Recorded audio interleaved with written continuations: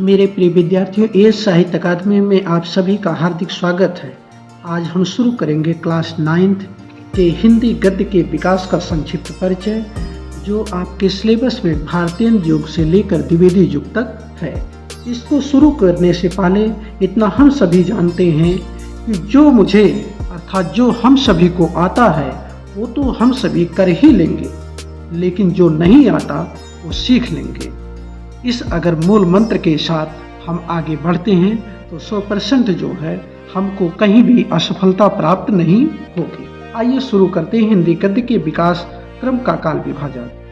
इसमें पहले नंबर पर पूर्व भारतीय युग, जो इसका समय 13वीं शताब्दी अर्थात 1868 ईस्वी तक था।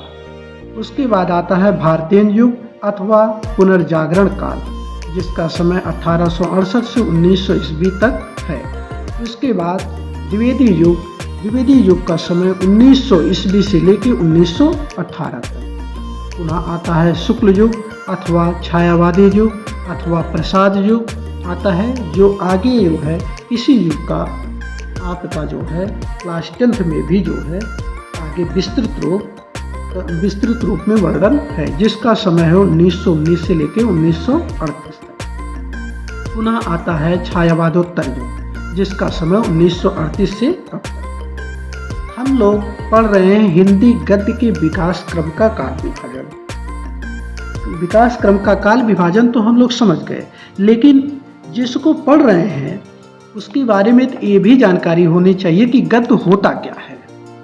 अब आइए हम देखते हैं गद्य कहते किसे हैं।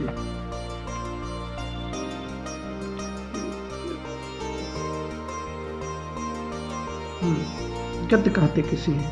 गद्य की भाषा पूर्ण रूप से व्यवहारिक तथा हमारे दैनिक जीवन में प्रयुक्त होने वाली भाषा है। अर्थात जो हम अपने दैनिक जीवन में जिस भाषा का प्रयोग करते हैं उसे ही गद्य कहा जाता है। भाषा रूप की दृष्टि से गद्य की निम्न कोटियाँ होती हैं। नंबर 1 वर्णनात्मक कोट, जिसमें जीवनी और इतिहास लिखा जाता है। नंबर 2 विवेचनात्मक कोट या शैली, जिसमें आलोचना लिखी जाती है। नंबर 3 भावात्मक कोट या शैली, जिसमें ललित निबंध और नाटक लिखे जाते हैं। अब देखते हैं हिंदी गद्य का प्राचीनतम प्रयोग सर्वप्रथम किस भाषा में और किस सन में हुआ था। तो हिंदी गद्य का प्राचीनतम प्रयोग सर्वप्रथम राजस्थानी भाषा में 10वीं शताब्दी में हुआ था, और उसके बाद ब्रज भाषा में 14वीं शताब्दी के आसपास हुआ था। खड़ी बोली गद्य का विकास सर्वप्रथम किस सन में हुआ था? खड़ी बोली का गद्य का विकास 10वीं शताब्दी के लगभग हुआ था।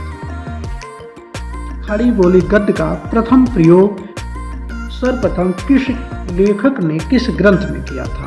तो खड़ी बोली गद्य का प्रथम प्रयोग अकबर के दरबारी कवि गंग ने अपनी रचना चंद छंद वर्णन की महिमा में किया था। अब देखते हैं खड़ी बोली गद्य के प्रसार के महत्वपूर्ण 4 उन्नायक कौन थे। ये देखिए मोस्ट इम्पॉर्टेंट है, वेरी मोस्ट इम्पॉर्टेंट। खड़ी बोली गद्य के प्रसार के महत्वपूर्ण उन्नायक। नंबर 1 मुंशी सदा सुखलाल, जिनकी रचना का नाम है सुख सागर। नंबर 2 इंशाअल्लाह खां, जिनकी रचना का नाम रानी केतकी की कहानी। नंबर 3 सदल मिश्र, जिनकी रचना का नाम नासिकेतोपाख्यान।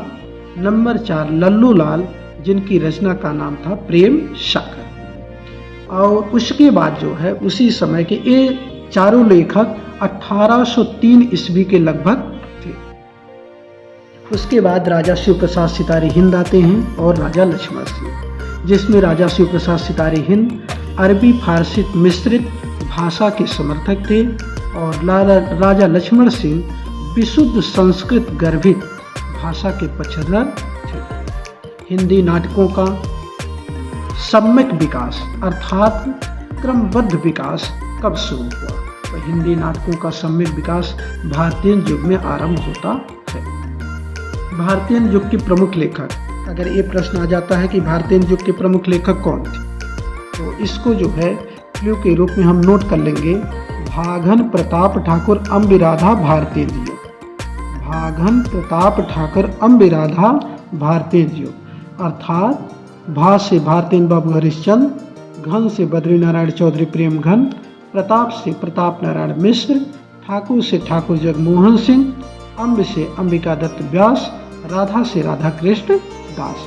ये सब किस युग के लेखक थे? भारतेंद्र युग के लेखक थे। इसके बाद पुनः हम देखते हैं भारतेंद्र युग के ही मुख्य निबंधकार कौन थे।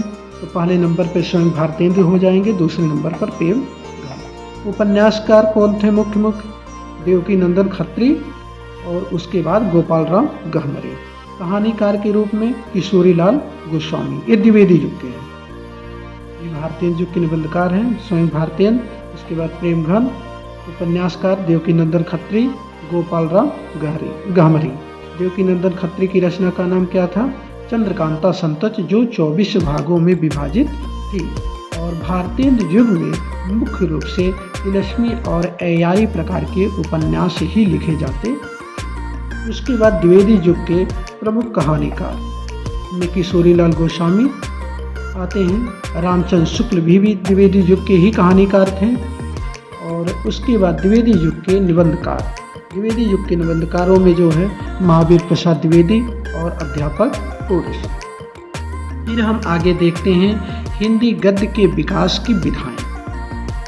हिंदी गद्य के विकास की विधाओं में जो है हम देखते हैं कई विधाएं ऐसे हैं, लेकिन मुख्य विधा कौन कौन सी है इसको हम देख लेते हैं। नंबर 1 निबंध, नंबर 2 कहानी, नंबर 3 नाटक, नंबर 4 एकांकी, नंबर 5 उपन्यास, नंबर 6 जीवनी, नंबर 7 आत्मकथा, नंबर 8 रेखाचित्र, नंबर 9 संस्मरण, नंबर 9 संस्मरण और नंबर 10 यात्रा साहित्य, नंबर 11 रिपोर्टाज, नंबर 12 पत्र साहित्य और नंबर 13 गद्य काव्य। ये यहाँ तक आपका जो है गद्य साहित्य का विकास हो गया। ये भी अगर हमसे ये कोई पूछे कि कहानी किसे कहते हैं, तो हिंदी गद्य की वह विधा, कहानी किसे कहते हैं? हिंदी गद्य की वह विधा जिसमें लेखक किसी घटना, पात अथवा समस्या का क्रमबद्ध ब्यौरा देता है, उसे कहानी कहते हैं। लेकिन आपके लिए मुख्य इम्पॉर्टेंट, सबसे ज़्यादा इम्पॉर्टेंट है कहानी के तत्व कितने होते हैं। गद्य की विधाएं 2-4 याद कर लीजिए कम से कम। उसके बाद कहानी के तत्व कितने होते हैं, तो कहानी के तत्व कितने होते हैं?